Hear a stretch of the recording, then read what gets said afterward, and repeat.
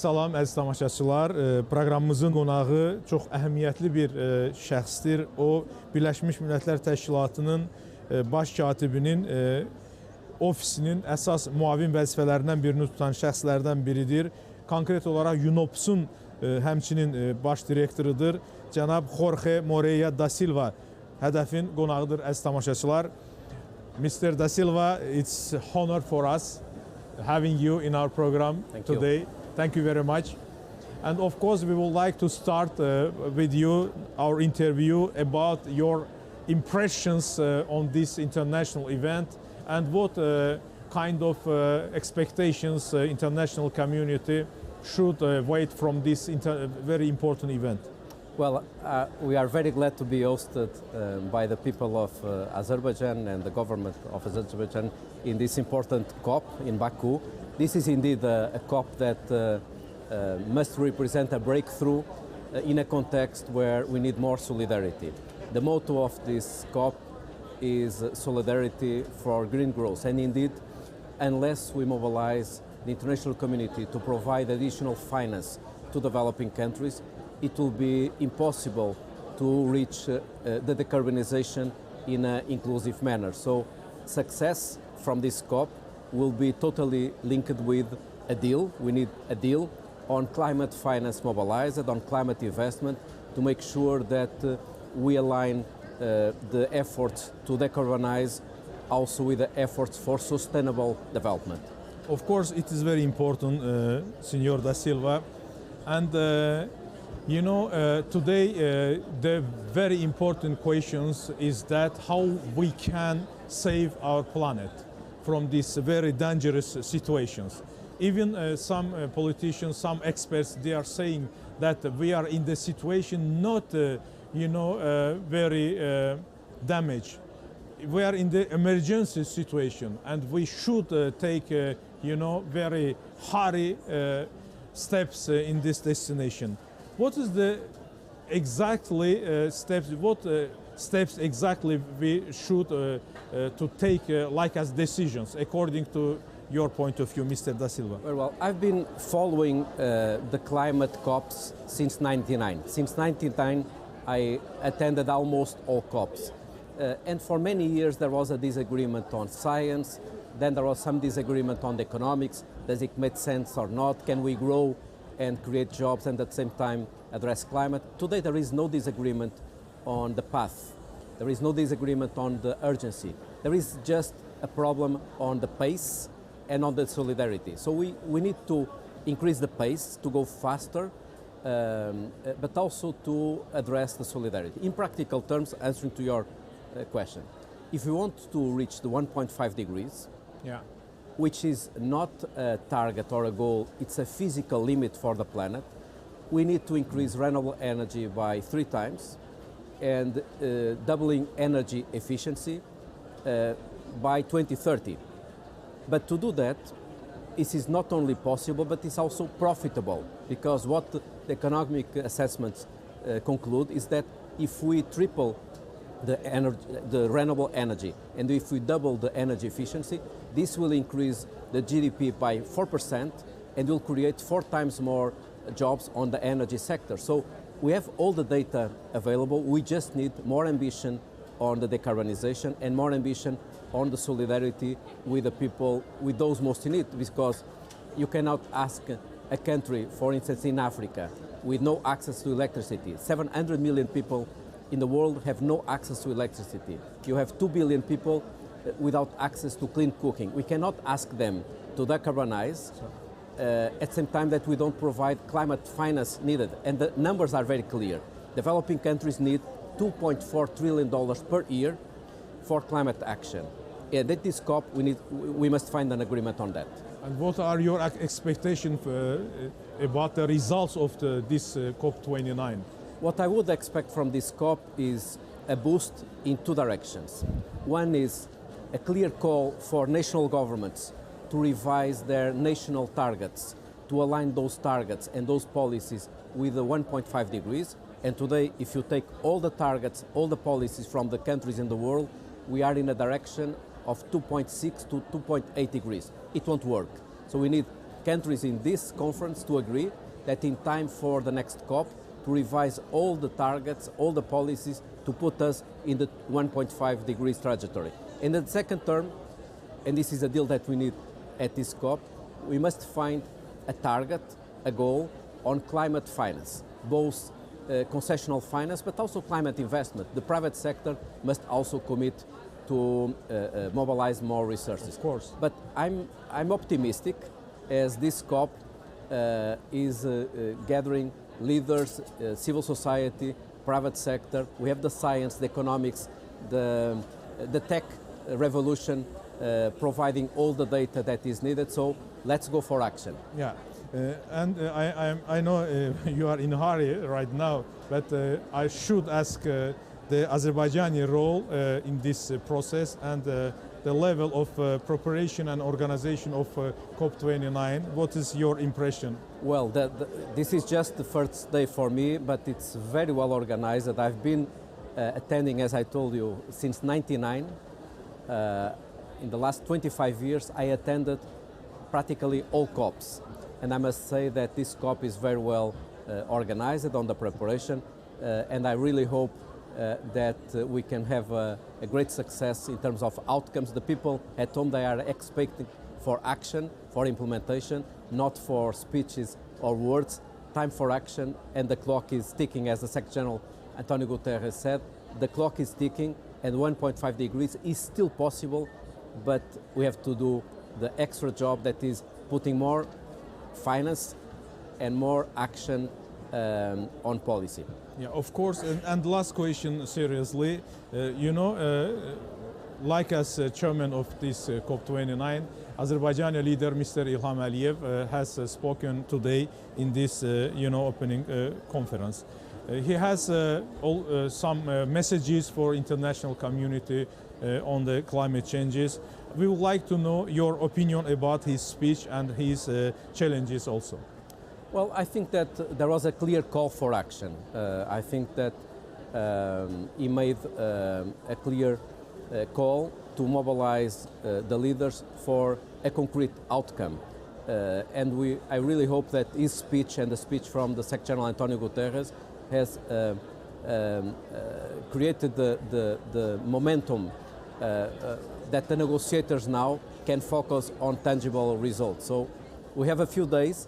Let's use the opportunity here in the beautiful city of Baku to get a great deal, a deal that should be historical. Okay, thank you very much, Mr. Jorge Moreira da Silva. Əziz tamaşaçılar, Birləşmiş Millətlər Təşkilatı Baş Katibinin ofisinin müavinlərindən biri, həmçinin UNOPS-un, yəni BMT-nin bir strukturunun, əməliyyatlar üzrə strukturunun rəhbəri bugün HƏDƏF-in qonağı oldu. Onun əsas fikirləri nədən ibarət idi? Əsas fikirləri ondan ibarət ki, birincisi Bakıda təşkil olunmuş bu tədbiri yüksək qiymətləndirdiyini qeyd etdi. Xüsusilə də yəni təşkilati işlərin qeyd etdiyi ki, illərdir ki, müxtəlif ölkələrdə təşkil olunmuş COP tədbirlərinə gedir. Amma həqiqətən də Azərbaycandakı təşkilati işlər, yəni hər bir detal ən yüksək səviyyədə reallaşdırılıb, həyata keçirilib. Azərbaycanın təşəbbüsləri, xüsusilə də Prezident İlham Əliyevin burada etdiyi çıxış barəsində də fikirlərini söylədi. Baş katib Antonio Guterresin fikirləri ilə üst-üstə düşdüyünü və bütövlükdə dünya liderlərinə müraciətin əsas yəni hədəf olduğunu ki, hər kəs gücünü birləşdirsin ki, dünyadakı bu gerçəkdən də mövcud olan iqlim dəyişikliyinə bağlı ağır vəziyyətdən çıxmaq və Birləşmiş Millətlər Təşkilatının konkret təkliflərinin olduğunu, planlarının olduğunu açıqladı. Bizim yəni inkişaf etməkdə olan ölkələrdən çox da gözləntilərimiz yoxdur. Dünyada 100 milyonla insanın hətta elektrik enerjisinə çıxışı belə yoxdur, dedi BMT rəsmisi və ona görə də inkişaf etmiş ölkələrin üzərinə daha çox məsuliyyət düşür ki, bütün bu yəni planlamalara yüksək səviyyədə həyata keçirilsin. Nəhayət 1,5 dərəcə o istilik məsələsindəki Dünya Birliyinin hədəflərindən biridir. Biz buna çatmalıyıq. Burada hər bir ölkə ümumi daxili məhsulunda nəzərə alsa bu məsələləri, o zaman biz bəşəriyyəti həqiqətən də xilas edə bilərik, söylədi cənab Da Silva. Təxminən, əziz tamaşaçılar, onun fikirlərinin ümumi mahiyyəti bundan ibarət idi. Mr. President, thank you very much for your participation in our program. It was a pleasure for me. Thank you. Hələlik deyirik, əziz tamaşaçılar.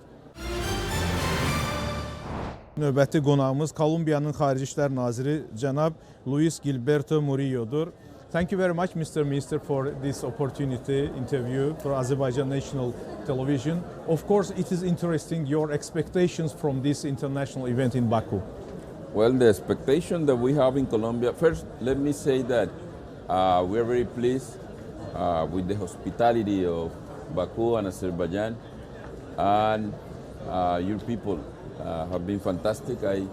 I had the opportunity to live in Baku many years ago, and it's people that are very, very, very open to new commerce, and also they are people that really show their hospitality in every aspect of what they do. So thank you for doing that.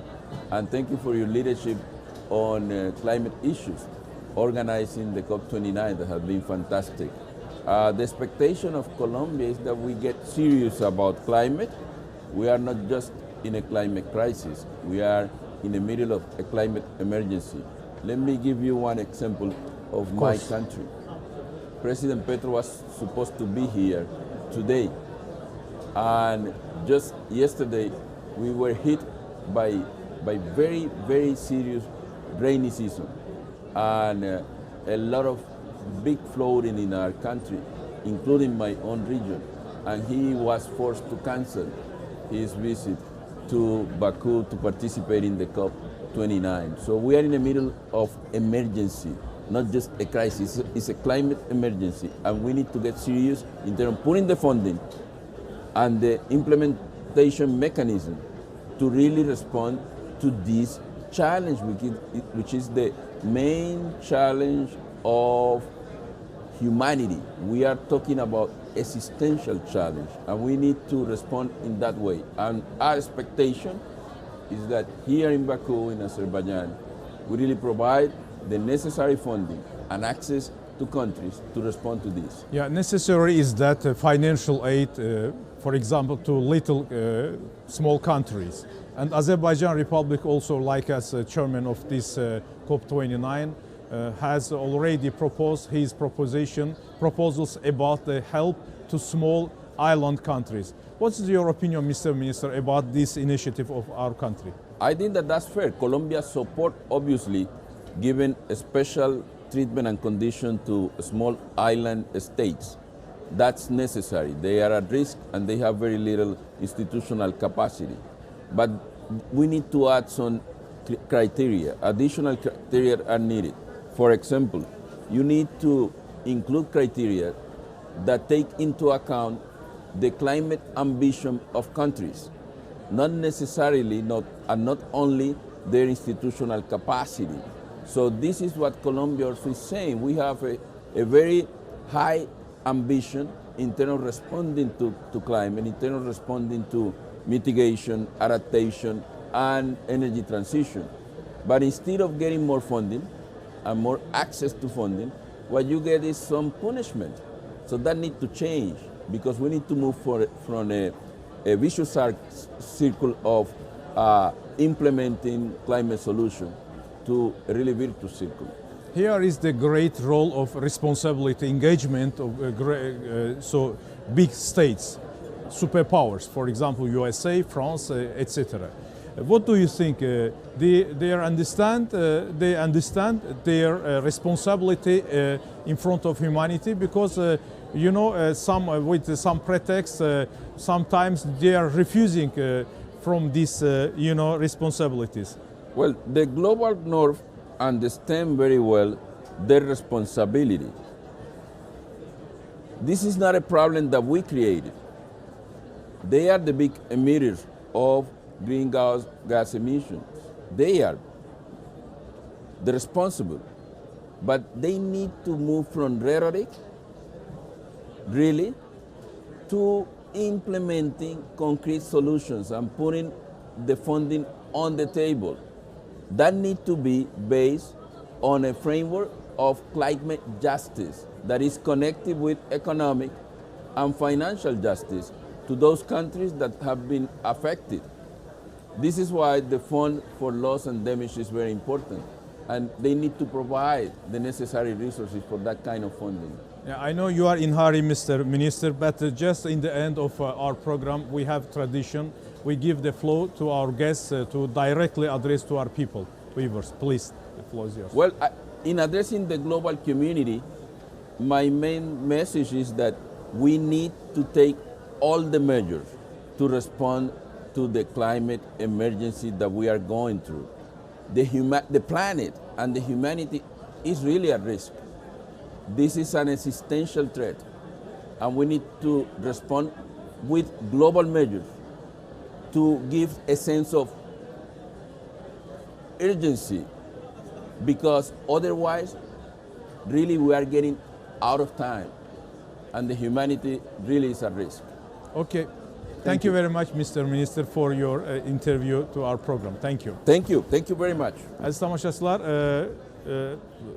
Kolumbiyanın Xarici İşlər Naziri proqramımıza verdiyi müsahibədə qeyd etdi ki, hazırda iqlimlə bağlı kritik vəziyyət deyil, fövqəladə vəziyyət mövcuddur. Ona görə də bu emergency situation dediyi odur ki, bütün ölkələr bu fövqəladə vəziyyətdən çıxmaq üçün güclərini birləşdirməlidirlər. Bakıdakı bu tədbirdən böyük gözləntilər var. Sadəcə buraya toplaşıb hansısa fikirləri söyləmək yetərli deyil. Konkret olaraq addımlar atılması çox vacibdir. Xüsusilə də böyük ölkələrin üzərinə vəzifələr düşür. Azərbaycanın kiçik ada dövlətlərinə dəstək vermə təşəbbüsünü isə Kolumbiyalı nazir yüksək qiymətləndirdi. Vacib bir təşəbbüs olduğunu vurğuladı. Həmçinin də ölkəmizə minnətdarlıq etdi ki, həm qonaqpərvərliyə görə, eyni zamanda COP29-un yüksək səviyyədə təşkili üçün. Beləliklə, Luis Gilberto Murillo bizim qonağımız oldu. Kolumbiyanın Xarici İşlər Naziri, bir daha təşəkkür etmək istəyirik. Thank you very much, Mr. Minister. Növbəti qonağımız Amerika Birləşmiş Ştatlarındandır. Ətraf Mühitin Mühafizəsi Fondunun prezidenti Fred Crabb. Mr. Crabb, welcome to our country, welcome to our studio, and thank you for taking time for us. Of course, happy to be here. Thank you. How can we protect our environment?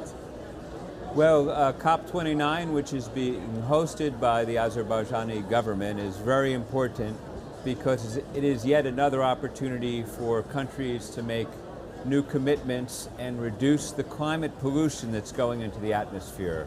Right now, there's far too much carbon dioxide and methane going into the atmosphere. So this is a time when all the countries of the world can get together and figure out how to accelerate the pace of action to reduce this climate pollution. And that is the conversations that are happening here now. Mənim cənab Krapa sualım ki, biz ətraf mühiti necə qoruya bilirik daha doğrusu. Onun cavabı belədir ki, biz elə COP29 çərçivəsində ətraf mühiti necə qorumaqdan danışırıq və istixana qazlarının və o cümlədən karbon dioksidin azalması və biomüxtəlifliyin qorunması ilə bağlı burada müzakirələr aparırıq və bununla da qeyd edirik ki, biz ətraf mühiti necə qorumalıyıq. And it's interesting for me your opinion about the COP29. You mean that United Nations and Azerbaijan organize this event. How do you estimate? Everything is okay? Well, it's wonderful to be in Baku. It is a beautiful city. In terms of COP29, it is too early to know what the result will be. But I know the presidency was able to get an agreement on Article 6. That is concerning how nations cooperate with each other to reduce emissions. There's concerns that that agreement doesn't adequately address tropical forest protection. So I understand that the presidency will be overseeing a process over the next year to make sure that it does protect tropical forests. So that's very important. But overall, I would say it's just day two, and we are working to the best possible outcome. We know every nation needs to do more. İkinci sualım Azərbaycanın və Birləşmiş Ştatların yəni COP29-un təşkilatçılığı ilə bağlı gördüyü işləri qənaətbəxş hesab edirmi sualı idi və onun cavabı belədir ki, hər şey qaydasındadır və hələ ki ikinci gündür və burada bir sıra çoxlu razılaşmalar olacaqdır və burada meşələrin qorunması və digər yəni iqlim dəyişikliyi ilə bağlı olan məsələlərin müzakirəsi gözlənilir ki, bunlar da sözsüz ki, öz fundamental həllini göstərəcək. I'm not only a journalist, and at the same time, I'm PhD. I engage with journalism, and one of my, topic, it was the climate literacy.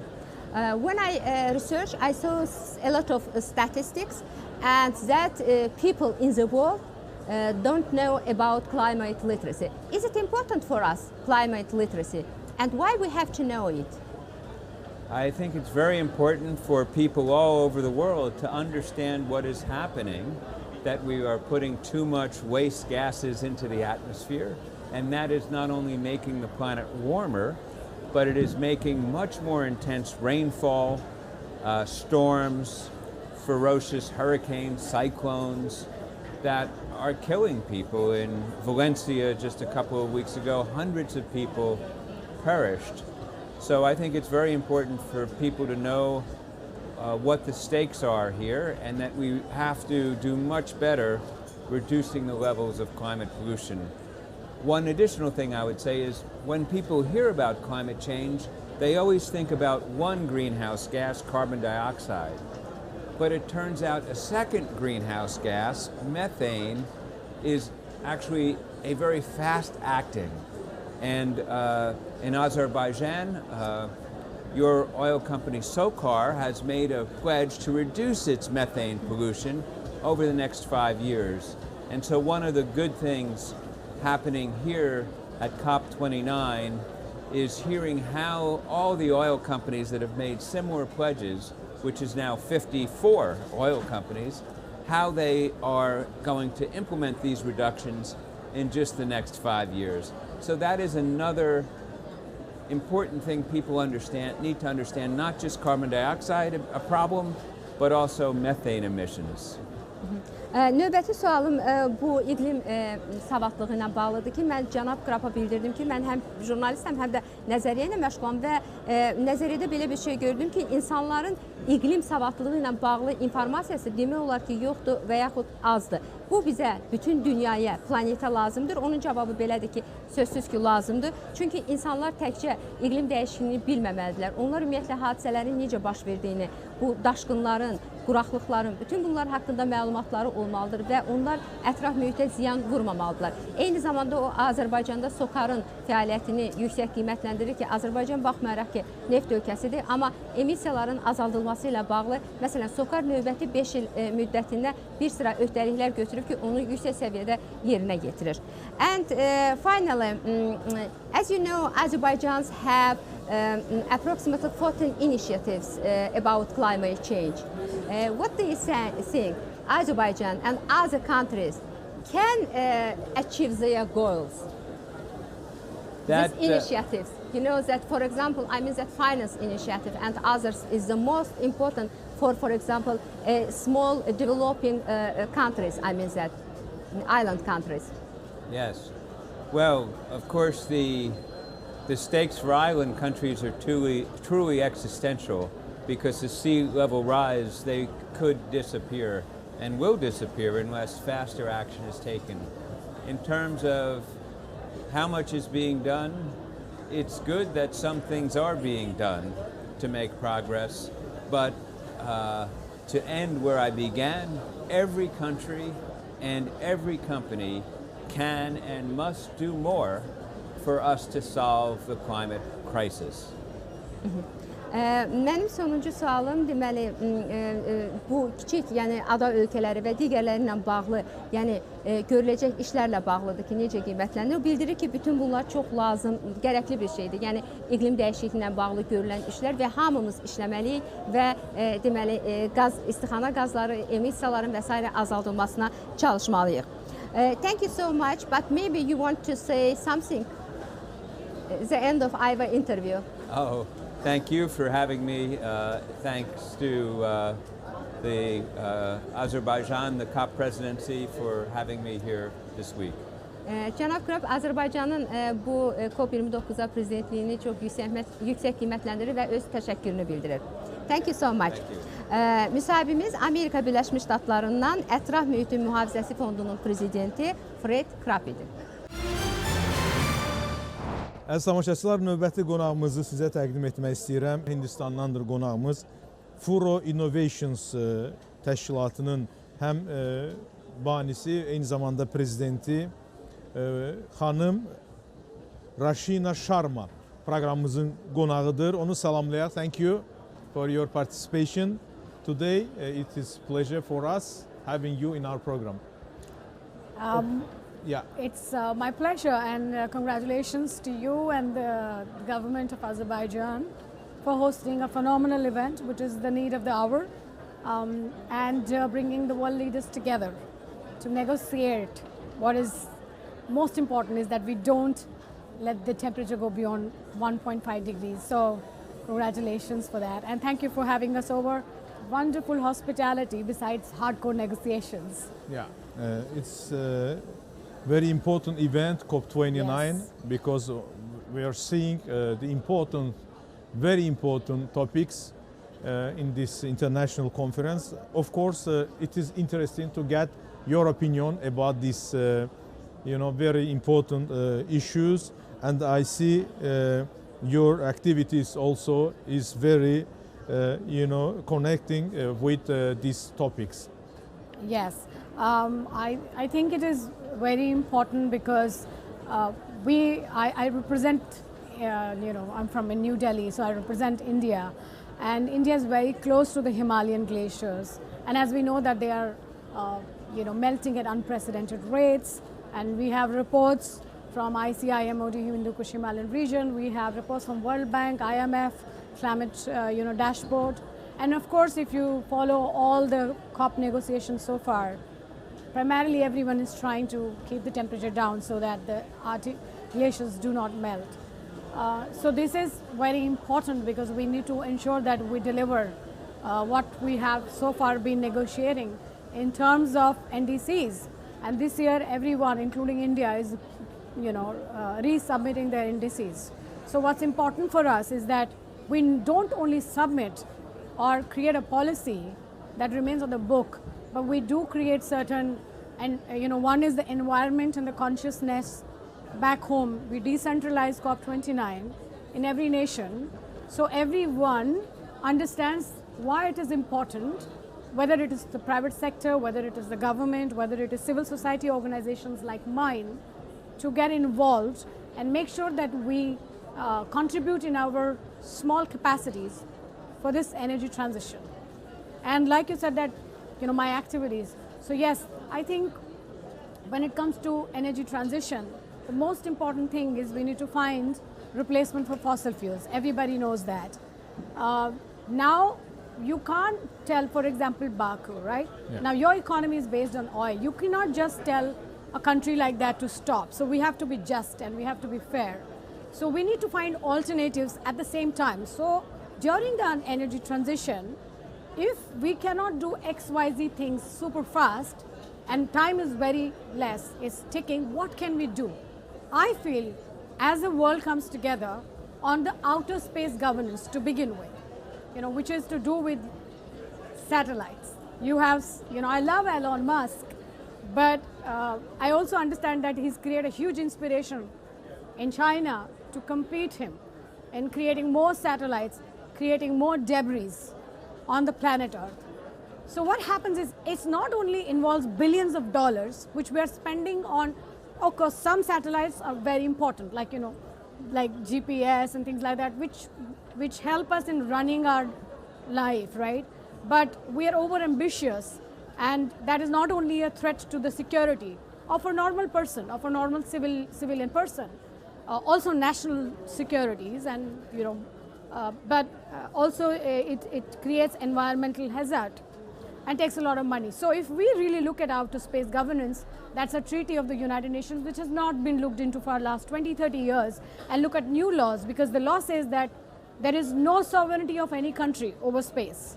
So if that's the case, then how can America and China keep, firing new satellites, and there's no question to that. So I think we should look at that. We should make this as an agenda at COP30. There is also a red line. Yes, there is a red light. There should be a legal red light to this. I think that should be the agenda at COP30 in Brazil. We must make this agenda. At the same time, we should also go back home to our countries. For example, India, and then there is my neighbor China, which is doing phenomenally very well, but is also creating, we are creating issues because we are sending a new satellite every day. So if we look at that, we look at what is necessary, what is important, we continue with that. But what is not necessary and what is just over-ambition, we got to stop that. So that's number one. Of course, exactly. Əziz tamaşaçılar, Hindistandan Furo Innovations təşkilatının prezidenti və banisi xanım Rashna Sharma proqramımızın qonağı oldu. Onunla ətraflı şəkildə müzakirə etdik, yəni COP29-la bağlı məsələləri.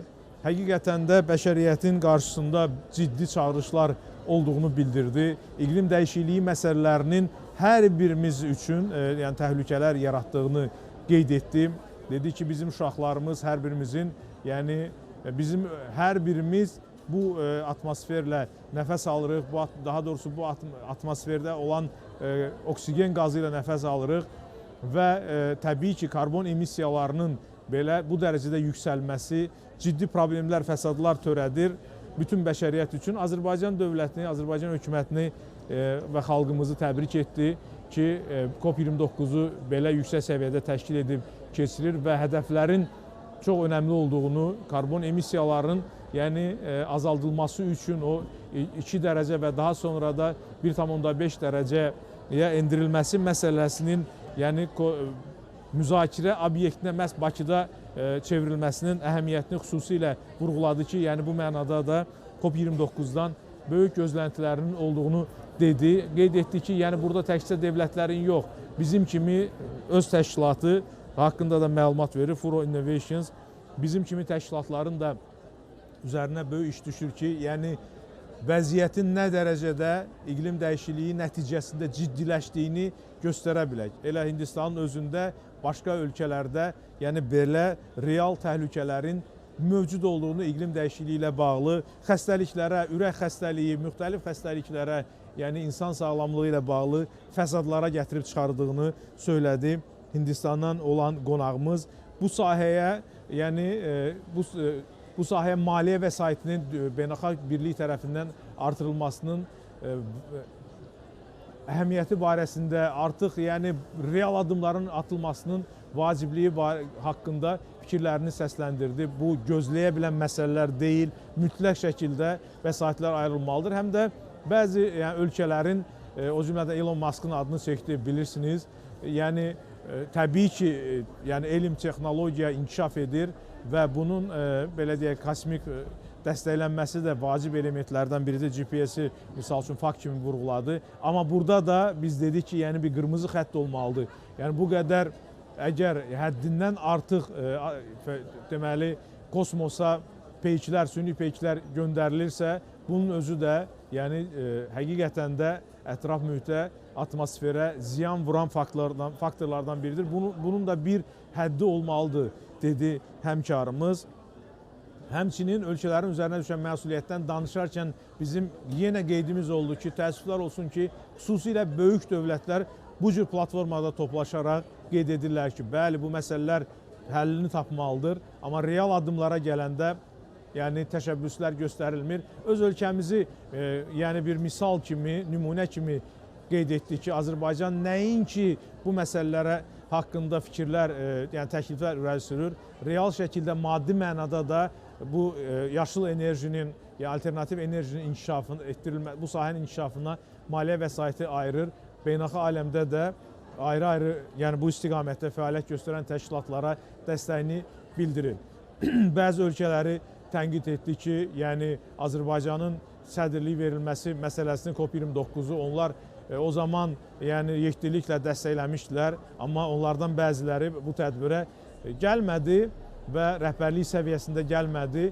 və bunu da biz Fransanı mı deyirsiniz, yəni Fransanı deyirsinizsə, nəzərdə tutursunuzsa, onun buraya gəlməməsinin səbəbi Azərbaycanın neft-qaz ölkəsi olması ilə bağlı deyildi. Səbəb kimi, dırnaqarası səbəb kimi Azərbaycan öz ərazilərini nədən işğaldan azad etdi? Bax, mən qeyd etdim ki, 30 il müddətində Azərbaycan torpaqları Ermənistan işğalı altında olub və məhz biz ərazimizi azad etdikdən sonra Fransa tərəfindən bu cür yanaşma göstərilir ölkəmizə qarşı. COP29-a Fransa rəhbərliyinin və hökumət nümayəndələrinin gəlməməsinin səbəbini də onlar zaten gizlətmirlər, bununla izah edirlər. Xanım da razılaşdı ki, fikrimizlə ki, yəni burada siyasi məsələlər müzakirə olunmur ki, burada bütün bəşəriyyəti, insanlığı narahat edən iqlim dəyişikliyinin fəsadları müzakirə mövzusudur. Ona görə də hər kəs burada öz üzərinə düşən məsuliyyəti yerinə yetirməlidir. Rəsmi Şarma təşkilatçılıqla bağlı da fikirlərini ifadə etdi. Azərbaycanın dəstəklənməli olduğunu, bu cür gözəl təşkilatı işlər görüb, addımlar atıb, təşəbbüslər irəli sürür və real, aktiv, fəal şəkildə proseslərdə iştirak edən bir ölkənin daha da çox dəstəklənməsinin vacibliyini vurğuladı. Hindistandan olan qonağımız Furo Innovations deməli təşkilatının rəhbəri xanım Rəsmi Şarmaya bir daha təşəkkür edirik. Thank you very much again for your participation. Thank you and salam Baku. Thank you. Müsahibim Avropa İnvestisiya Bankının prezidenti Nadia Kalvinadır. Hello, welcome to our Salam, bizim studiyamıza xoş gəlmisiniz. Vaxtınıza görə çox sağ ol, təşəkkür edirəm. Burada olmaqdan məmnunam, təşəkkür edirəm. Mənim sualım daha ümumi xarakter daşıyır, COP29-la bağlıdır. Sizin fikrinizcə, ölkələr bu toplantıda məqsədlərinə nail ola biləcəklərmi? Məncə, iqlim dəyişikliyi ilə bağlı olan mübarizə tədbirləri həqiqətən də böyük irəliləyişə imza atıblar. Biz görürük ki, enerji islahatları və inqilabları baş verir, görürük ki, vətəndaşların bir çoxsu artıq iqlim dəyişikliyinin fəsadları barədə xəbərdardırlar və artıq hərəkətə keçməyə hazırdırlar. Və biz də bu yaxınlarda bir sorğu keçirdik və 94 əhalinin, yəni respondentlərin 94% həqiqətən də bu mövzunun önəmli olduğunu bilirlər. Burada siyasi debatlar, diskussiyalar aparılır və reallıq göstərir ki, bəli, biz irəliləyişə nail oluruq və bu istiqamətdə də işləri davam etməliyik. Biz hal-hazırda yolun düz istiqamətində hərəkət edirik və qlobal bir təşəbbüsə məncə biz nail olacağıq. Azərbaycan tərəfi bildiyiniz kimi 14 təklifi irəli sürdü. Bu təkliflərdən biri maliyyə vəsaiti ilə bağlıdır. İlk növbədə sizin fikrinizi bu mövzu barədə almaq istərdim. Əlbəttə, açıq-aydındır ki, biz əsas sektorlara sərmayə qoymaq üçün onları dəstəkləməliyik. Kənd təsərrüfatı daha ağır sənayələrə qədər bütün bu sektorlara sərmayə qoymaq zəruridir. Eyni zamanda xalis sıfıra çatmaq və eyni zamanda inqilabı xarakter daşıyan texnologiyaya investisiya qoymaq lazımdır. Bununla yanaşı, əlbəttə ki, eyni zamanda kiçik ada ölkələri var. Onlar iqlim dəyişikliyindən əziyyət çəkən əsas tərəflərdəndir və oraya da məhz sərmayələri səfərbər etmək və eyni zamanda çoxtərəfli inkişaf bankları, Avropa İnkişaf Bankı, İnvestisiya Bankı olaraq da biz bu sözə əməl edəcəyik. Həm dövlət, həm özəl sektordakı olan investisiyalar davam edəcəyik. Sizin fikrinizcə, kiçik ada ölkələrə və inkişaf edən ölkələrə necə dəstək göstərə bilər? Yəni, nə mənada soruşuram? Yəni, şəffaflıq baxımından. Bəli, biz əlbəttə ki, Avropa İnvestisiya Bankı olaraq bu istiqamətdə kiçik adalara həqiqətən ciddi dəstək göstərilir. Bu yaxınlarda Barbados ilə müqaviləni imzaladıq və bu da iqlim dəyişikliyi ilə bağlı olan da bir müqavilə idi. Onun borclanma, deyək ki, yükünü azaltmaq və eyni zamanda dayanıqlı və inkişafı və eyni zamanda dünyanın o biri tərəfində olan Kiribati, Christmas adaları və digər adalarda da bu işləri görürük ki, orada araşdırmalar aparılır aparılır, hansı məsələlərdə artıq orada ada suyun altında qaldığına görə əhalini oradan köçürtmək lazım olur və bu cür ölkələri daha dayanıqlı və davamlı edilməsi üçün əlimizdən gələni edir. Əlbəttə, iqlim dəyişikliyi bizim nəslimizin qlobal bir dövrün bir çağırışıdır və bu məsələni həll etmək üçün həmrəylik zəruridir. Sizin gözləntiniz barədə soruşmaq istəyirəm. COP29-la bağlı gözləntiniz nədən ibarətdir? Düşünürəm ki, bu istiqamətdə nailiyyətlərimiz bir də təsdiqlənəcək və gələcəkdəki olan öhdəliklər tam şəkildə bir də təsdiqlənəcəkdir və daha həmfikir bir tərzdə unikal bir tədbirləri məcirəli sürə bilərik. Artıq bizim məqsədlərimiz bəllidir və biz bu tədbirlərin nailiyyətlərini artıq görə bilirik. Azərbaycan və bank arasında əməkdaşlığı barədə danışmaq istərdim. Biraz bu barədə məlumat verin. Bəli, əlbəttə, Azərbaycan ilə çox ciddi bir əlaqələrimiz və münasibətlərimiz bizim üçün, Avropa üçün strateji bir ölkədir, önəmli bir ölkədir və strateji bir tərəfdaşdır. Bankımız üçün də biz də Azərbaycana böyük investisiyalara sahibik və COP29 ərəfəsində biz anlaşma memorandumu imzalayacağıq və Bakıda metro xətlərinin yenilənməsi ilə bağlı bir memorandum imzalanacaq. Bəli, bu iqlim üçün önəmlidir, amma eyni zamanda Bakı sakinləri üçün də önəmli bir layihədir və bununla onlar çox böyük bir şəhərdə daha dayanıqlı və davamlı nəqliyyatdan istifadə edəcəklər. Azərbaycanla bağlı olan növbəti planlar bəs nədir? Bir çox investisiyalar məsələlər müzakirə olunacaq. Burada dayanıqlı nəqliyyat, eyni zamanda əsas infrastruktur vasitəsilə qonşu ölkələrə Azərbaycana bağlamaq və Azərbaycan və Avropa İttifaqı arasında olan münasibətlərin gücləndirilməsi barədə danışacağıq. Təşəkkür edirəm. Son qeydləriniz yaxud əlavələriniz? Yəqin ki, bir fikri sizinlə paylaşmaq istərdim. Keçən həftələrdə də bu barədə düşünürdük. İqlim dəyişikliyi, iqlim tədbirləri sadəcə doğru deyil, eyni zamanda ağıllı bir tədbirdir. Çünki dayanıqlığa və adaptasiya tədbirlərinə sərmayə qoyduğumuz $1, 5-7 dolları bizə qaytarır və itki və zərər baxımından onu bərpa etməyə imkan verir. Əlbəttə ki, bu açıq-aydındır məsələdir və bu istiqamətdə ortaq bir gələcəyimizə investisiya qoymalıyıq. Və sonuncu sual. Bütün COP-lar, bütün COP sammitlərdə sizcə fikrinizcə onlar məqsədə nail olublarmı? COP tədbirləri dünyanın bir çox güşələrindən bir araya gəlmək üçün bir fürsətdir. Həm kiçik adalara və çox böyük iqtisadiyyatlara, ABŞ iqtisadiyyatı kimi bir araya gətirən bir platformadır. Beləliklə, həmrəylik və hər kəs üçün uğurlu və qalib gələcəyi bilən bir ssenari hazırlamaq önəmlidir. Təşəkkür edirəm. Çox sağ olun. Buyurun. Müsahibim Avropa İnvestisiya Bankının prezidenti Nadia Kalvena idi. Əziz tamaşaçılar, COP29-un keçirildiyi məkandan bizim müsahibələrimiz əcnəbilərlə davam edir. HƏDƏF proqramında yenə də onların fikirlərini diqqətinizə çatdıracaq. Beləliklə, növbəti qonağımızı sizə təqdim etmək istəyirəm. O, Liberiyanın Meşə İnkişafı Təşkilatının direktorunun müavinidir, Agustin Johnson. Mr. Johnson, I would like to express our gratitude to see you in our program today. And of course, it is interesting to get your opinion about the COP29 and the topics which were under discussions here in Baku. Thank you very much. I'm honored to be invited by your station in your hall this morning. I'm from Liberia. I'm Augustine B. M. Johnson, the Deputy Managing Director for Operations at the Forestry Sector, Forestry Development Authority of Liberia. We have hope about this conference, COP29. We envisage seeing things to move forward. We want to see improvement, especially when it comes to the financial mechanism, how to mitigate climate change. So we hope for the better. Yeah, of course, we are hoping also for better, but we see here there is the great problems concerning the climate changes, results.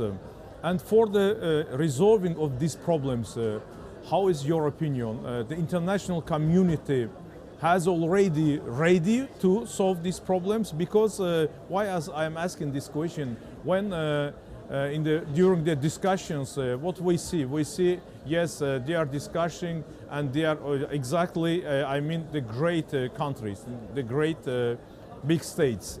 They are telling, yes, we have the problems, we should resolve these problems, but when in reality we are coming to resolve this, we didn't see, any will for that. For example, financial problem. What do you think in COP29? The one of main topics is financial. International community will resolve these financial problems for resolving, for the saving, climate. No, actually, they are not coming forth because they pledged, the last time they pledged $100 billion and as part of the financing mechanism, but it's not coming to fruition. They are not living up to that standard, especially, as you said, the bigger countries of the world, the bigger polluters. United States, China, they're not coming forth, and now they're talking about trade and so, but our duty is to keep pushing. Our duty is to keep telling them the importance of financing or least developed countries, developing countries, to see how we can mitigate the issue of climate change. Without finance, it will be very, very impossible. It will be unlikely to achieve the commitment of 1.5 degrees Celsius. Yeah, today we see the great problem is the needs of small countries.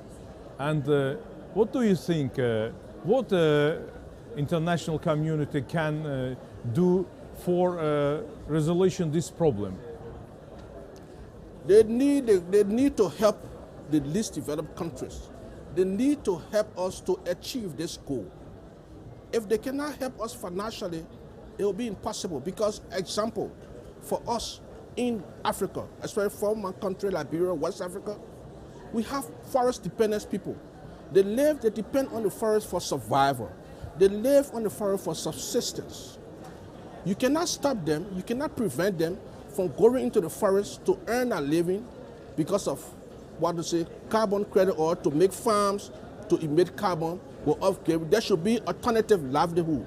Without alternative livelihood, they will not yield to the issue of what was discussing here today. So there should be full support, there should be commitment, there should be sincerity in whatsoever thing that we do here. Not only from our country, but across the world. As I said, the least LDCs, the least developed countries need help, financial help to be able to move forward. Yeah, one of initiatives of Azerbaijan Republic, like as chairman of COP29, is helping to island states. And what's your opinion on this idea of our country? Yeah, there's a good initiative from the government of Azerbaijan. It's a good initiative for them. I think they should continue. It's an island state, but I don't know whether they can maybe extrapolate that to carry outside of the island state, maybe to help other countries. But for the assistance, the initiative is very good. Honestly, it's very good. Yeah. So right now, we are in the second day of COP29. And of course, it is interesting for our watchers also your opinion. What results we can reach in this COP29? What are your expectations from this international platform? My expectation, as I speak to you today, my government, my vice president is in this country today, in Baku. He will be delivering a speech, His Excellency Jeremiah Pankun, to express our position on this conference. The issue of community, the issue of commitment, sincerity should be observed. So our position statement will be read today by our Excellency, the Vice President of Liberia. Yeah. Sir, so maybe this is a political question, but it isn't political question. Some countries, for example, France, representatives didn't come to Baku their pretext was why Azerbaijan has liberated his own lands from Armenian occupation.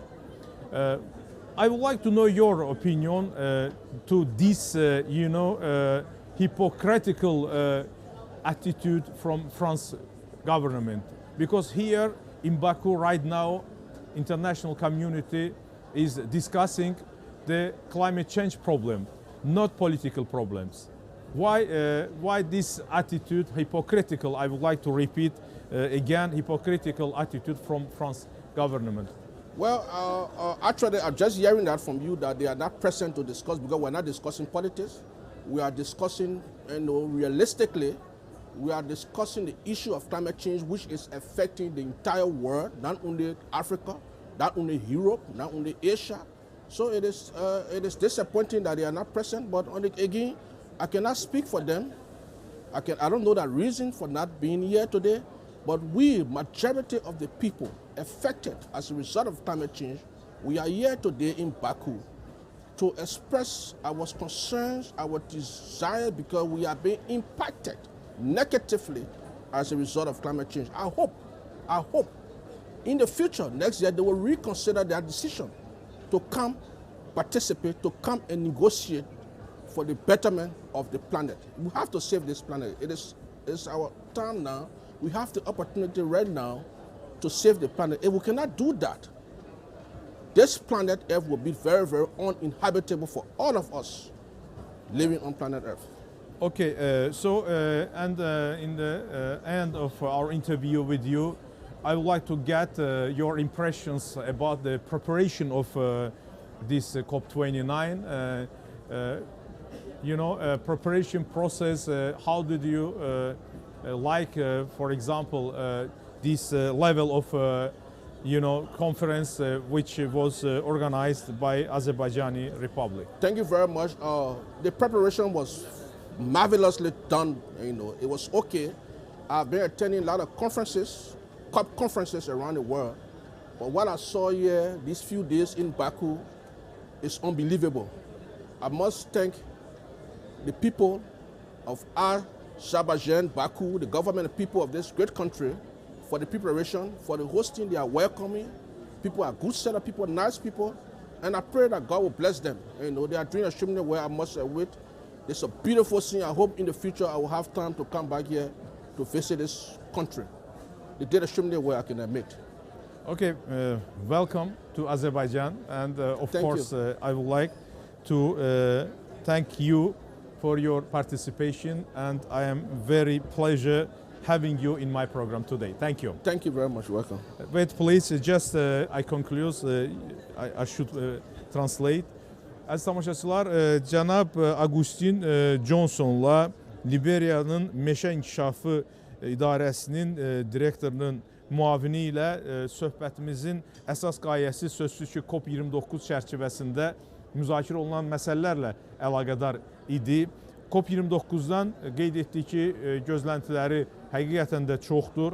Ona görə ki, burada hazırda dünyanın dörd bir tərəfindən, yəni dövlətlərin rəhbərləri, o cümlədən baş nazirləri, ayrı-ayrı yüksək səviyyəli təmsilçiləri toplaşaraq bir məqsəd ətrafında, masa ətrafında əyləşərək o məqsədi müzakirə edirlər ki, dünyanın bu iqlim dəyişikliyinin zərərlərindən necə xilas etmək olar? Bütövlükdə dünyada iqlim dəyişikliyi ilə mübarizə üçün gücləri necə birləşdirmək olar? Bax, bu önəmli məsələ idi. Maliyyələşmə məsələsi ilə bağlı da ki, biz bilirik ki, COP29-da əsas müzakirə olunan məsələ məhz bundan ibarətdir ki, yəni xüsusilə inkişaf etməkdə olan ölkələrə maliyyə dəstəyi göstərsinlər böyük dövlətlər. Yenə də o sualı təkrarladıq ki, yəni təəssüflər olsun ki, böyük dövlətlər bu məsələdə yəni çox hallarda danışırlar ki, yəni etmək lazımdır bunu, məsələni həll etmək lazımdır, amma real addımlar gələndə bunu etmirlər. Qonağımız da bildirdi ki, lazımdır ki, yenə də böyük dövlətlər də, ümumiyyətlə hər kəs bu məsələdə öz məsuliyyətini hiss etsin. Çünki bəşəriyyət həqiqətən də bu iqlim dəyişikliyi səbəbindən ciddi problemlər qarşısındadır. Yenə də Fransa təmsilçilərinin biz bilirik ki, COP29-u boykot etmək çağırışları var idi ölkələrinin daxilində və bunu müxtəlif bəhanələrlə edirdilər. Ən əsas bəhanələri də odur ki, biz bilirik ki, nədən Azərbaycan öz ərazi bütövlüyünü bərpa edib, nədən separatçılığa son qoyub. Bax, bu bəhanə idi və bu bəhanəni də əsas gətirərək dünyanın gözünün içinə baxa-baxa əslində bu siyasi məsələ də adlandırıla bilər. Bakıya gəlməkdən imtina ediblər fransız rəsmiləri. Buna qonağımızın münasibətini soruşduq və bu ikiyüzlü addımdır ifadəsini də səsləndirdik. Qonağımız bildirdi ki, əlbəttə burada siyasi məsələlər müzakirə olunmur. Ona görə də bu tədbirə yenə də təkrar etdi ki, bugün katastrofik bir vəziyyət yaranıb iqlim dəyişikliyi ilə bağlı. Hər kəsin gəlib borcudur ki, fikirlərini ifadə etsin, dəstəyini göstərsin. Hər bir dövlətin üzərinə düşən məsuliyyət bundan ibarətdir. Fikirlərini səsləndirdi. Sonda Azərbaycanı təbrik etdi ki, belə yüksək səviyyəli, marvelous, inanılmaz dərəcədə gözəl tədbir təşkil edib. Yüksək səviyyəli təşkilati işlər həyata keçirilib. Azərbaycan dövlətini, Azərbaycan xalqını, Azərbaycan hökumətinə bu mənada həm təşəkkürlərini bildirdi, eyni zamanda da təbriklərini çatdırdı. Bizim Liberiyadan olan qonağımız o ölkənin meşə inkişafı idarəsi direktorunun müavini Agustin Johnson. Thank you very much again. Thank you very much. Hələlik deyirik sizə. Biz Qavnə, sizin COP29-la bağlı gözləntiləriniz, fikirləriniz, buyurun. Senhor governador, antes de tudo, eu queria saber quais são as suas expectativas e qual a sua opinião sobre o evento. O evento está muito bem organizado, quero parabenizar pelo nível de eficiência com relação ao funcionamento de tanta gente no mesmo lugar. E também quero dizer da expectativa positiva, porque uma reunião como essa, que reúne países do mundo todo, de todos os continentes, para tratar de financiamento, nós temos também uma certeza que alguns encaminhamentos nós teremos aqui a partir da conclusão deste evento. Então, que haja de fato recursos para que se financie obras de adaptação, mas também faça financiamento de redução das emissões. Então essa é a nossa expectativa e tenho certeza que a um passo nós daremos a mais para a gente chegar lá no Brasil, em Belém, também com bons resultados. Translation? İlk növbədə tədbir çox gözəl şəkildə təşkil olunub, hər şey çox gözəldir və gözləntilərə gəldikdə isə deyə bilərəm ki, bu tədbir iqlim dəyişikliyi, bu sahədə olan adaptasiya tədbirləri maliyyələşdirməsini müzakirə edirik və gözləntimiz odur ki, bu növbəti COP30 Braziliyada keçirilən sammitə gözəl bir hazırlıq olacaq, gözəl bir keçid olacaqdır. İqlim dəyişikliyi ilə bağlı bir gözləntiləriniz ümumən, sizcə Braziliyada bununla bağlı hansı problemlər mövcuddur və bu problemləri necə həll etməyə planlaşdırırsınız? Sobre o Brasil, falando dos problemas do Brasil, eu gostaria de ouvir um pouco quais são os principais problemas do Brasil e como que o senhor espera poder resolver ou contribuir para resolver esses problemas.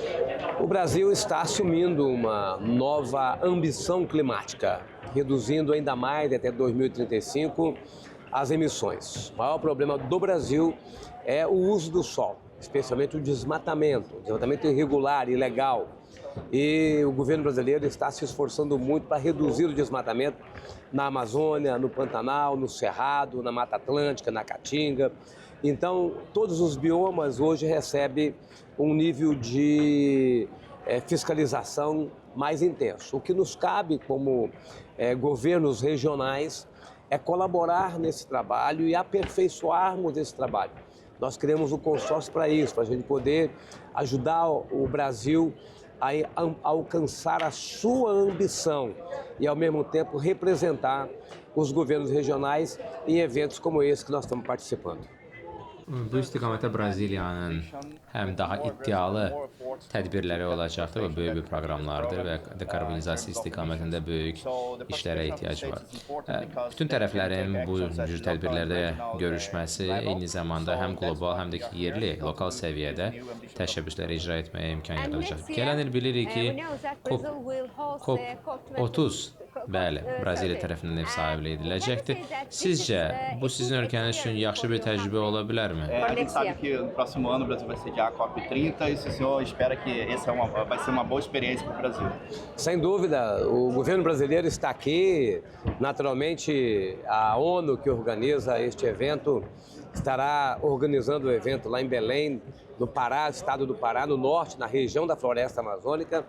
E a organização que está tendo aqui, com certeza vai servir de base para a organização lá. Mas mais do que a organização, o conteúdo, aquilo que a gente tirar de resultado aqui, para que a gente, de fato, coloque em prática políticas que promovam a redução das emissões, tenho certeza que lá também nós daremos um passo importante com relação à preservação das florestas e com relação a financiamento para a adaptação.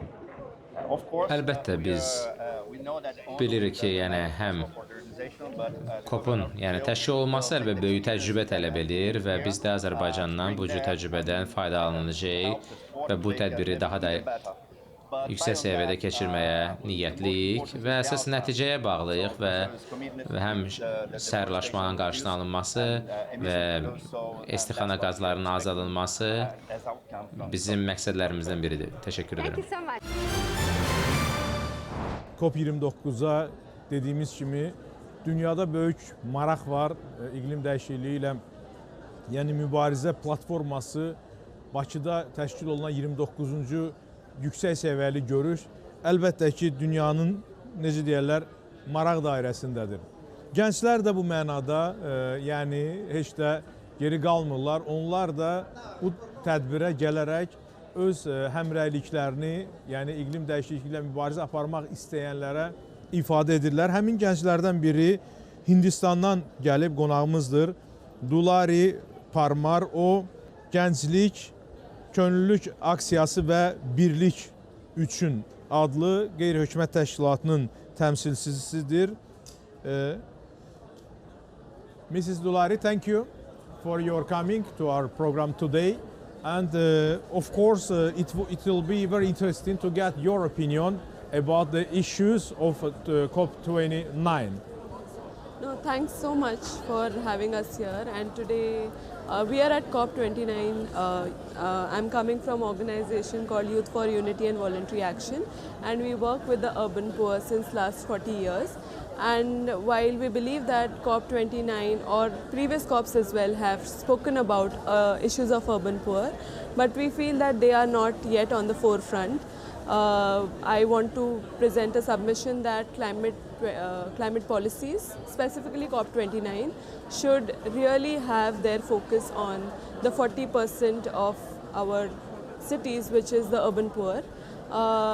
Beyond that, within the climate work that's happening globally, we want to present the fact that there is not a lot of finance that is put in to work with the urban poor at the city level, at the national level or state levels.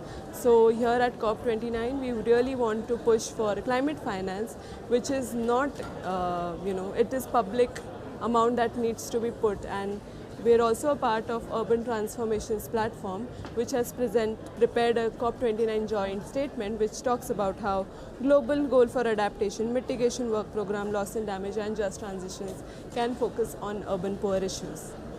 Okay, very well. For me, that's a very important question on the role of young people.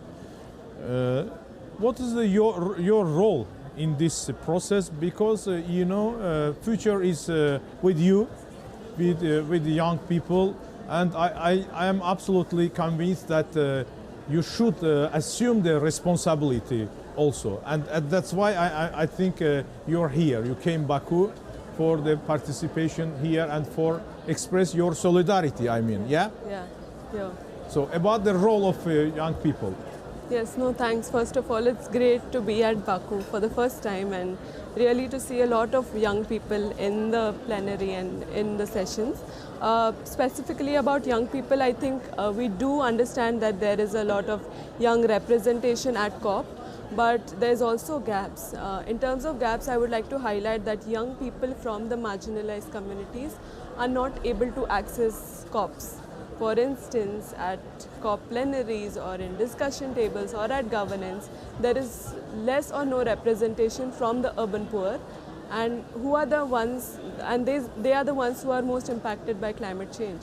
So not only young people do have the power to adapt and cope at their level, but also they have great ideas and great unique contribution that they can do at higher levels, that is at governance or at places where they can actually put forth their opinions, and like COP29, but also yes, have places where they can actually input in the legal mandates that happen on climate policies. So yeah, that's where you know, in the program of COP29, I know that about the role of young people, your organizations also is, you know, speaking and giving importance.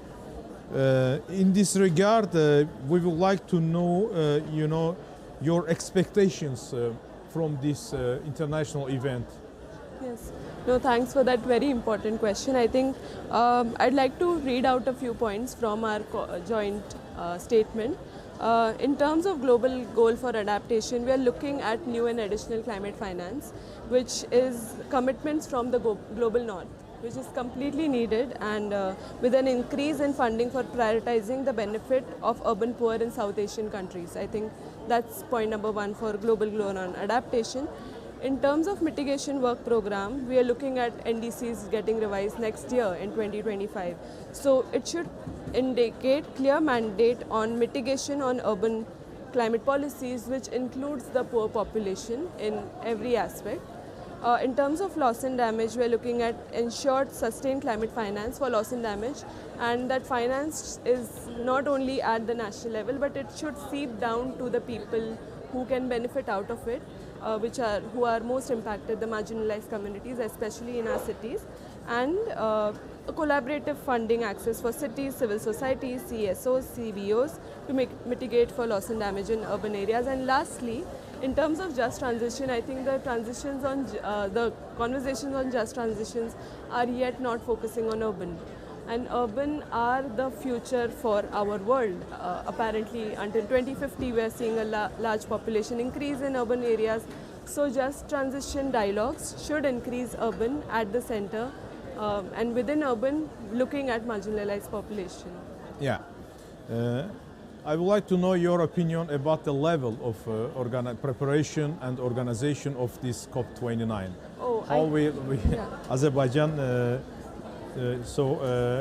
how has it reached its goal for preparation and in high level of this event?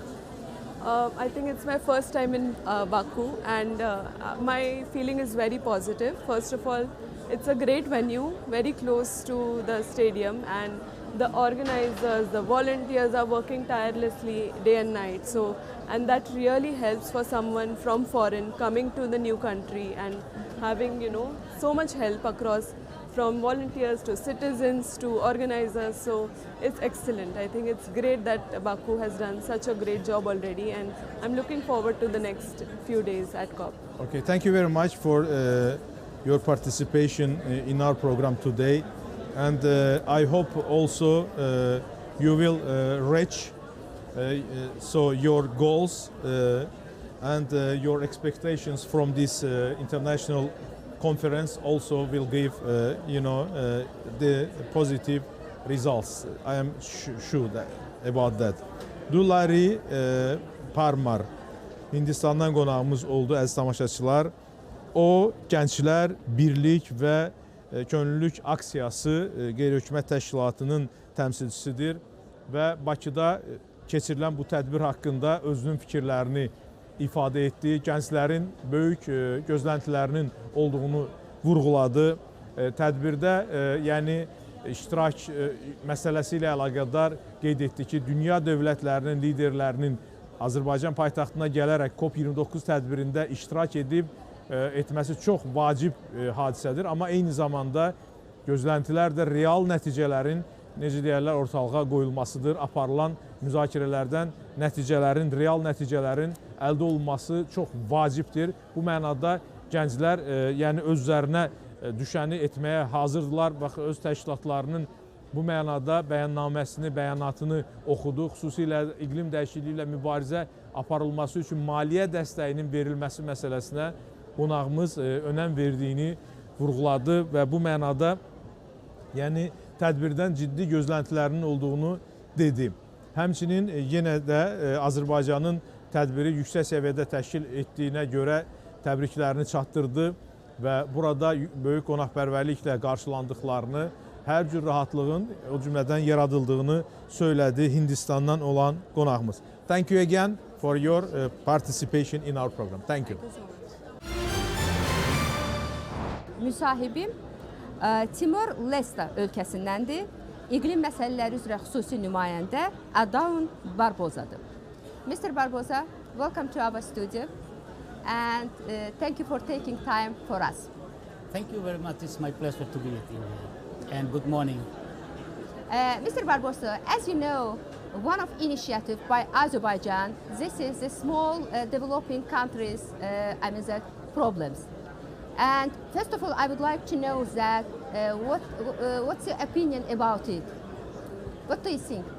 Thank you very much, and let me express my appreciation to the government and people of Azerbaijan for hosting us in this very beautiful city of Baku. And in terms of our priorities, the climate finance, especially new collective quantified goal, is critically important for us to achieve a decision at this COP. This new collective quantified goal is importantly critical for us because we are very vulnerable to the impact of climate change, and then we need to have climate justice in place by requesting developed country parties to provide their financial contribution to us, at least 200 billion per year, starting from 2026 up to 2035 or 2030 by having review every 5 years. It will be very much important for us to address loss and damage that we are facing at the moment, adaptation, mitigation, as well as capacity building and technology transfer. So those are critically important for us. So I have to translate a little bit, then I'll ask again questions. Deməli, müsahibim cənab Barbosa'nın verdiyim sual Azərbaycanın qaldırdığı məsələlərdən biri də kiçik ada dövlətlərinin maliyyə məsələsidir. Hansı ki, bu ölkələrin yox olma təhlükəsi var və o bu təşəbbüsü, Azərbaycanın bu təşəbbüsünü yüksək qiymətləndirir və maliyyə məsələlərində ölkəsinin yəni böyük ehtiyacları olduğunu bildirir. Və düşünür ki, ümumiyyətlə iqlim maliyyəsi yəni ölkəsinə həm çox vacibdir ölkəsinin qalması üçün və həmçinin bir sıra bərpa olunma məsələləri ilə, hansı ki bu bərpa olunma və uyğunlaşma proseslərində mühüm rol oynayacaq. Mr. Barbosa, I would like to know a little bit about your country. Can you inform us what's the main problems? Timor-Leste is part of least developed countries and small island developing states with a limited capacity to deal with climate change adaptation and addressing loss and damage. We are in fact facing a lot of climate risks, climate disasters. We have floodings every year. We also have landslides, and we have drought as well as sea level rise. So in terms of drought and sea level rise. So sea level in our country is rising about 5.5 millimeter per year. So we are afraid of our future will be facing some sort of disasters in which some of our land will be under seawater because sea level is rising about 5.5 millimeter per year. It's crucial for us. In 2021, we were hit by the tropical cyclone Seroja, and flooding, massive flooding was taking place, and landslides, and we lost at least 250 millions US dollar only for the sector of infrastructure. So people were displaced from their homes, and up to date, it's very difficult to have some sort of reconstruction and rehabilitation because we have a limited financial support to at least address these critical issues. And at the same time, we are just suffering from the impact that is made by somebody else out there. We only have national emission about 0.003% compared to global emission. But suffering that we are facing at the moment is higher than our contribution to the greenhouse gas. That's why we are asking to have a climate justice in place. At this COP, we need to achieve decision on the new collective quantified goal. Aha. Demək, cənab Barbosaya verdiyim sual ölkəsinin iqlim dəyişikliyi ilə bağlı çəkdiyi hansı problemlərlə üzləşir sualı idi və onun cavabı bu idi ki, deməli ölkəsində quraqlıqlar və eyni zamanda daşqınlar baş verir və bunun yüksək, çox kəskin şəkildə ölkəsinə təsir edir. Yəni milyonlarla ziyan deməkdir bu. Eyni zamanda infrastruktura çox böyük ziyan dəyir. And what's your expectation from this event? What do you think? And can we say that we will wait from this? I mean that even transparency. I mean that countries. We are looking forward to get firstly negotiation process that will be involving all parties to come up with a comprehensive decision to be adopted by all parties on the new collective quantified goal. For Timor-Leste, at least 200 billion for developing countries will be contributed from developed country parties. But for Timor-Leste, at least 1.1 billion is required for addressing adaptation, mitigation, technology, as well as addressing real loss and damage. For mitigation purpose, we need to address each of our priorities that we have already put in place, such as forest conservation issues, but very importantly, renewable technology promotion and utilization. That is very, very key for us. For adaptation, we have already formulated our national adaptation plans with different priorities, but the first priority will be given to agriculture and also food security and water resource and human health, infrastructure, and so on and so far in terms of tourism issues. For loss and damage, of course, sea level rise is one of the slow onset events that we need to get support financially, technologically, and also capacity building. That should be from this COP. This COP needs to deliver, not to say, but to deliver. Not to say what we need to say, but deliver what we want to deliver. Thank you very much. Thank you so much. I should again translate. Demək, cənab Barbosanın sözlərinə görə, yəni mənim sualım ona ki, yəni ölkəsi ilə bağlı, yəni gözləntiləri nədir? O bildirdi ki, yəni ayrılacaq puldan onlar bərpa və uyğunlaşma məsələlərinə sərf edəcəklər və eyni zamanda burada meşələrin salınması, əkin sahələrinə yəni diqqət artırılacaqdır. Mr. Barbosa, thank you so much. Thank you for this interview. Thank you very, very much for inviting us. Xatırladım ki, müsahibimiz kiçik ada dövlətlərindən olan Timor-Leste ölkəsindən idi. İqlim məsələləri üzrə xüsusi nümayəndə Adaun Barbosa idi. Əziz tamaşaçılar, növbəti qonağımız Kamerun Respublikası Ətraf Mühit, Təbiətin Qorunması və Dayanıqlı İnkişafı Nazirliyinin Təbii Sərvətlərin Qorunması və İdarə Olunması Departamentinin rəhbəri Qonaqlar Timote'dir. Onu salamlayırıq programımızda. Merci beaucoup, monsieur. Merci, c'est nous qui vous remercions. Pour cette opportunité, vraiment, c'est gentil de votre part d'y participer. Alors, on commence par vos attentes du COP29. Tout à l'heure, vous avez vu le discours du président de la République azerbaïdjanaise, M. Ilham Aliyev, et le secrétaire général de l'ONU, M. Antonio Guterres. Quelles sont vos attentes du COP29? Parce que les deux officiels, donc, ils ont souligné l'importance du COP29 et les décisions qui seront prises dans cette conférence internationale. Merci beaucoup. Déjà, je voudrais, au nom de la délégation camerounaise, remercier le gouvernement azerbaïdjanais qui nous accueille et qui organise une COP vraiment magnifique. L'accueil est chaleureux et nous en sommes véritablement contents. Nous avons suivi les discours d'entrée du jeu du chef de l'État et puis du secrétaire général de l'ONU. Et comme vous le savez, je viens d'un pays africain qui est un continent vulnérable au changement climatique, avec les effets négatifs qui se présentent, les événements extrêmes, les inondations, les sécheresses que nous vivons et qui causent beaucoup de mal. L'une de nos attentes ici, c'est particulièrement la bonification du financement. Le financement de l'action climatique a été tellement réduite. Lorsque nous sommes sortis de la COP29 de Paris, des engagements avaient été pris par des pays développés, accompagner les pays en développement pour une mobilisation financière de 100 milliards de dollars.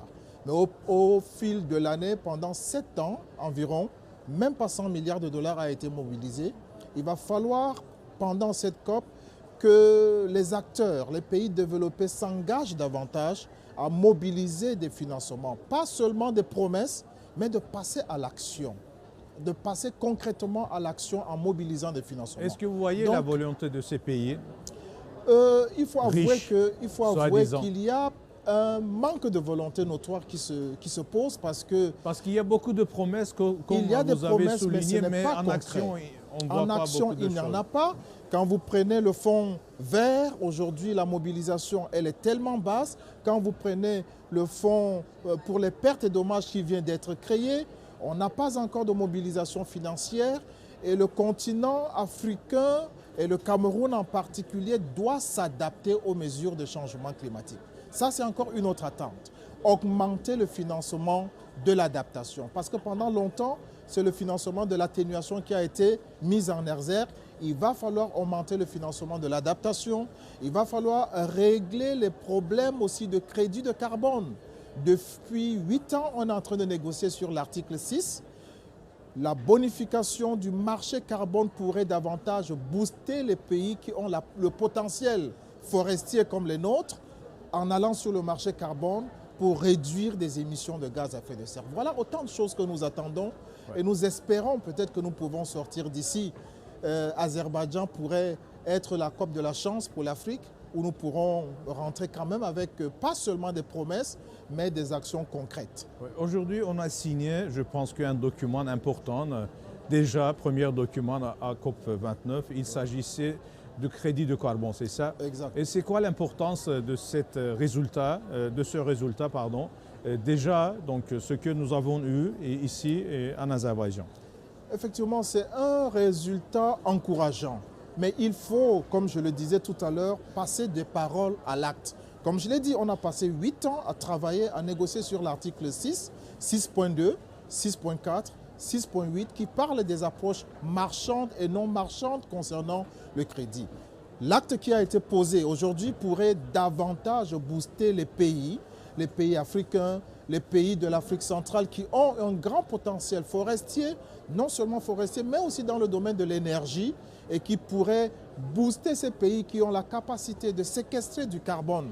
Donc je crois que c'est un acte fort déjà d'entrée de jeu pendant la première journée de la COP et ça peut donner un signal fort pour la suite des négociations. Ouais, mais comme le président du COP29, Azerbaïdjan a déjà parlé et donné des différentes initiatives. Par exemple, une de ces initiatives, c'est d'aider aux petits pays des îles. Comment trouvez-vous donc cette initiative? Alors, selon votre point de vue, en général, la présidence de notre pays, comment ça sera pour vraiment le développement de cette idée du COP? C'est une très bonne chose. Vous savez, les parties du monde les plus touchées, il y a les petits États insulaires, les îles, il y a les pays les moins avancés qui se retrouvent beaucoup plus en Afrique et aussi en une partie de l'Asie, de l'Amérique latine. Ce sont des pays qui ont besoin d'un appui véritable, comme les nôtres. Aujourd'hui, s'il y a déjà cette initiative-là pour accompagner ces pays, c'est déjà une très bonne chose. Et nous apprécions la présidence de la COP29 qui, dès le début déjà, lance cet appel, met sur pied cette initiative. et nous espérons que les autres pays vont suivre le pas, vont emboîter le pas, afin que nous ne sortions pas d'ici comme la COP de la biodiversité à Cali, où le financement n'a pas été mobilisé véritablement. C'est presque un échec, les journaux en parlent, mais nous croyons que nous pouvons sortir d'ici. Avec la volonté du gouvernement, avec la volonté du président de la COP29, nous avons espoir que ces initiatives vont se multiplier et qu'on partira d'ici avec des résultats positifs. Merci beaucoup à vous. J'espère que nous allons réussir ensemble. C'est notre souhait. Ouais, juste, je traduis quelques mots pour nos téléspectateurs parce que cela s'est passé en français.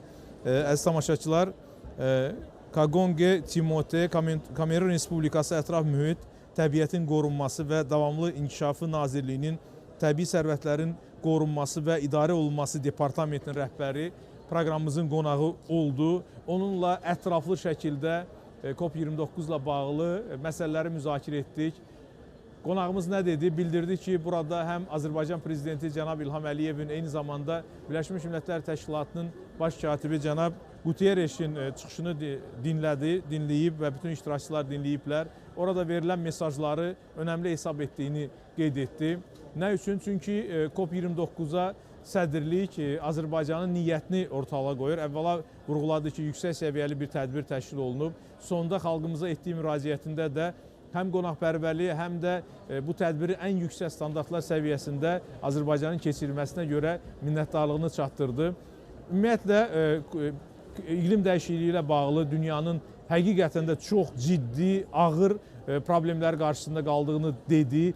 Təmsil etdiyi Kamerunda, Afrikada, yəni daşqınlar, quraqlıq, digər təbii fəlakətlər insanların həyatına bu gün də son qoymaqdadır. Problem çox ciddidir, ümumbəşəri problemdir.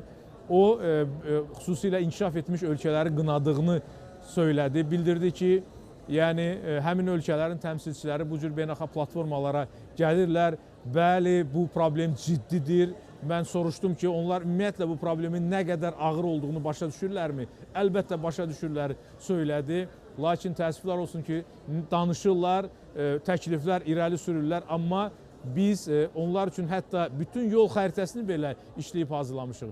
Bənd-bənd nə etməli, lazım olduğunu da bilirlər, nə qədər vəsait xərclənməyə ehtiyac olduğunu da bilirlər. Baxın, dedi, Parisdə COP21, c'était COP21, c'est ça, Paris?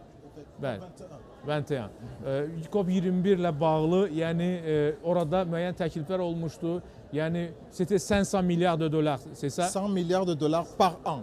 Par an, 100 milliards de dollars. 100 milliards de dollars mais par an. Mais ce n'est pas réalisé, c'est ça? Mais ce n'est pas réalisé. Même pas 100 milliards. On n'a pas atteint 5 milliards en 7 ans. OK. Bildirdi ki, yəni hətta Parisdə 100 milyard dollar hər il bu məsələlərə xərclənməsi nəzərdə tutulmuşdu. Amma bunu da həmin ölkələr vermədilər, reallaşmadı bütün bu proseslər, projelər, təəssüflər olsun. Bakıda biz yəni yeni qərarın qəbul olunduğunu söylədik, karbon kreditləri ilə bağlı.